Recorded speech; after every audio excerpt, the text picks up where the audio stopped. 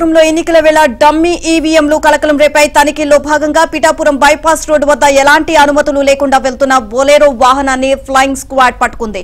ఇక ఇందులో వైసీపీ ఎన్నికల ప్రచార సామగ్రి భారీగా పట్టుబడింది. బొలెరోలో డమ్మీ ఈవీఎంలు ఉండడంతో ఎన్నికల అధికారులు షాక్ అయ్యారు. వీటితో పాటు వాహనంలో జగన్ మాస్కులు, టోపీలు, జెండాలతో కూడా ఉన్నాయి. పిఠాపురం నియోజకవర్గంలో జనసేన అధినేత పవన్ కళ్యాణ్ పోటీ చేస్తుండటంతో వైసీపీ ఎత్తుగడలు వేస్తుంది అన్న ప్రచారం జరుగుతోంది.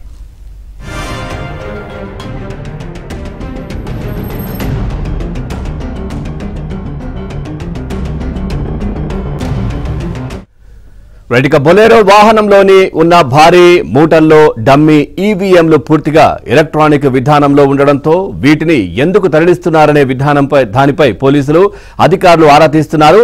ఇక జగన్ చిత్రాలతో ఉన్న మాస్కులు కావచ్చు, వైసీపీ టోపీలు, జెండాలు, కండువాలు, బొట్టు స్టిక్కర్లను అధికారులు స్వాధీనం చేసుకున్నారు.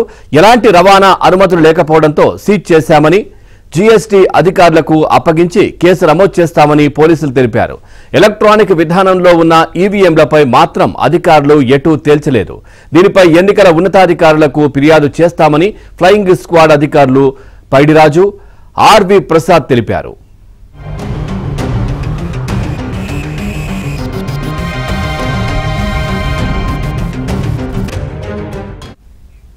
అటు విషయం తెలుసుకున్న టీడీపీ నేత మాజీ ఎమ్మెల్యే వర్మ పీఎస్ కు వద్దకు చేరుకుని వైసీపీపై మండిపడ్డారు. అధికారుల కళ్లు గప్పి వాహనాల్లో డబ్బును మళ్లిస్తున్నారు అని ఆరోపించారు. రమేష్ గారు తునిలేక ఫోన్ చేయమన్నారు సార్. నంబర్ ఇస్తాను అంటే రాజా గారు అని చెప్పారండి. ఏ రాజా గారు తెలుసు సార్ దాని గురించి? రాజా గారు తెలియదా? మహారాజా గారు రాజా గారు తెలుసు సార్ నాకు. రాజా గారు అంటే ఎవరు అంటే నెంబర్ పెడతాను సార్. నువ్వు చెప్పావు కదా నువ్వు రాజా గారు మళ్ళీ మార్చుకో. అలాగే sir phone pay phone number పెడతాన్నారు సార్. వైఎస్ఆర్సీపీ యొక్క వ్యాన్ పట్టుకున్నారు. అందులో ఏముందో అందులో తీసి పోలీసులు దాచారో ఎవరికి తెలీదు. అక్కడ మెటీరియల్ ఉందని చెప్తున్నారు. మెటీరియల్ ఓపెన్ చేయట్లేదు. ఇప్పుడు కొన్ని బ్యాగులు ఓపెన్ చేశారు. దీని మైండ్ డైవర్ట్ చేసి పోలీసుని డబ్బుతో వ్యాన్లు తుని వెళ్ళిపోయినాయని చెప్పి నేను అనుకుంటున్నా.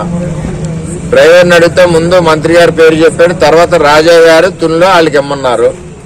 మరి తుని రాజా ఎవరో పోలీసులు చెప్పాలి. మరి ఆయన బయలుదేరిన ఇల్లు నెంబర్ కాడి నుంచి చెప్పాడు. అక్కడ లోడ్ ఎవరు చేశారో వాళ్ళు చెప్పాలి. ఇవన్నీ కాకుండా పోలీసులు చోద్యం చూస్తున్నారు. అంటే ఎలక్షన్ కమిషన్ అండర్కి ఇంకా పిఠాపురం పోలీస్ స్టేషన్ రాలేదు. పిఠాపురం పోలీస్ స్టేషన్ ఇంకా వైఎస్ఆర్సీపీ అండర్లోనే ఉంది. ఇప్పటి వరకు ఎఫ్ఐఆర్ వేయలేదు. పట్టుకున్న election commission squad already letter రాసి తగిన చర్యలు తీసుకోవాలని వాళ్ళు లెటర్ ఇచ్చి అప్పుడే 4 గంటలు అవుతుంది, 3:30 గంటలు. ఇప్పటి వరకు పోలీసులు ఎఫ్ఐఆర్ వేయలేదు. దీనంటే చీకటి పడిపోయి రాత్రి 12 అయిపోయాక దీని సంగతి చూస్తారు. మన పవన్ కళ్యాణ్ గారు ఉమ్మడి అభ్యర్థిగా పోటీ చేస్తున్నారు.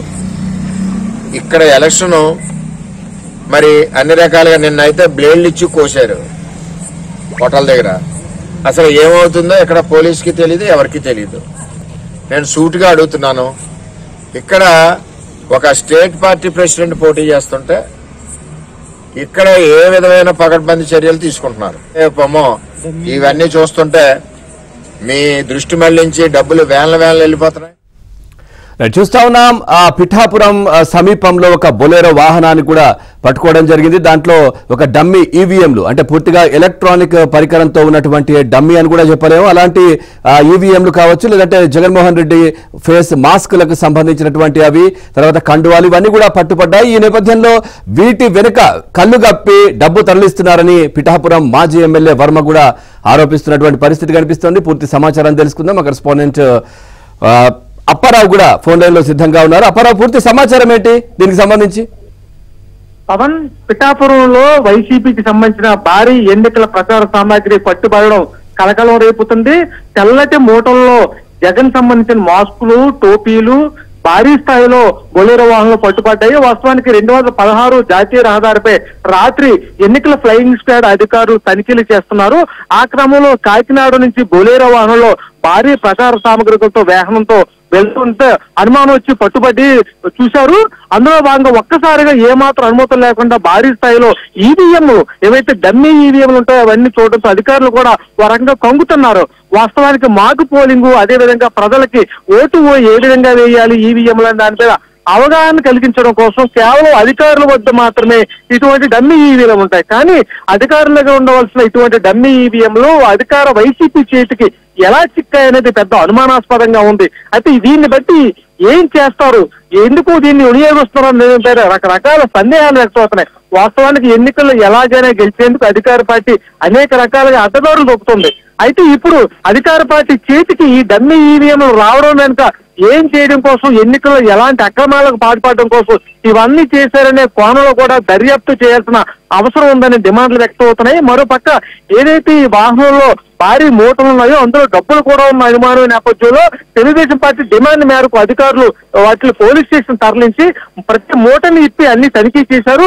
అయితే ఇందులో ఏమాత్రం అనుమతి లేకుండా లక్షల విలువైన ఎన్నికల ప్రచార సామాగ్రి ఉండడంతో ఎక్కడికి తీసుకెళ్తున్నారు ఏంటి అనే దాని మీద కూడా ఆరా తీస్తున్నారు. ప్రస్తుత పిఠాపురం నియోజకవర్గంలో జనసేన అభ్యర్థిగా పవన్ కళ్యాణ్ పోటీ చేస్తున్నారు. ఆయన్ని ఓడించడం కోసం అధికార పార్టీ 100 కోట్లు ఖర్చు చేస్తుంది. ఈ నేపథ్యంలో ఇక్కడ ఎలాగైనా అడ్డదారులు వచ్చేందుకు వీటిని వినియోగిస్తుందా, లేకపోతే ఈ వాహనం తునికి వెళ్తుందని కూడా అధికారులు వరకు ప్రాథమికంగా కొంత దర్యాప్తులు చేశారు. ఇది దాడి చిత్ర ఆదేశ సంబంధించిన ప్రచార సామాగ్రి అనేది కూడా తేలాల్సి ఉంది. Pawan right, thank you Apparao, thanks for the updates.